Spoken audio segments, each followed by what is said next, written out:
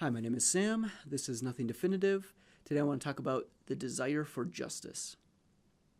Why is there such a drive for violence and aggression? In my imagination, the thought of fighting back, giving the finger, or arguing with someone seems desirable, as if it would accomplish something important. One explanation might be the desire for justice.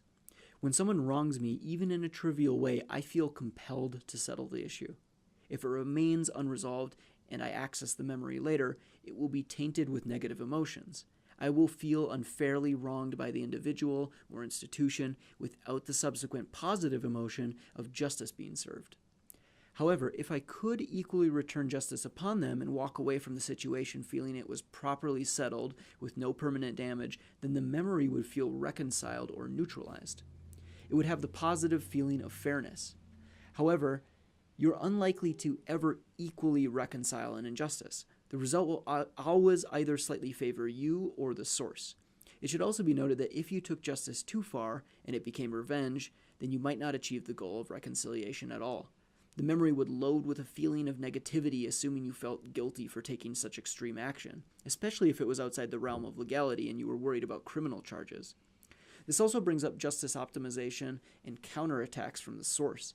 If you were a sociopath or less concerned about fairness, you might always try to seek justice slightly beyond what you really deserve to ensure it's not only neutralized, but that it benefits you. Not enough to become revenge, but more than what's fair. The problem with this strategy might be the recursive nature of the source then feeling injustice in return and taking action back towards you. This would be like eye for an eye mentality until someone surrenders or worse. I could see this being problematic for society as injustices propagate through citizens that are unable to reconcile with the original source or mistakenly identifying the source. Additionally, I can also see how people might harbor feelings of injustice towards abstract concepts and institutions, especially if there is confusion or a lack of understanding. I'd imagine that these injustices could stack and severely skew your perspective on government, exclusive groups, different types of people, powerful individuals, and many other entities over time. Perhaps this is where blame comes in, because there is no realistic way to resolve the injustices that you believe exist. If all the government is to blame for not executing in your desired fashion, what could you possibly do to resolve that injustice? Complaints and blame allow you to feel victimized and shifts the burden of responsibility off of you.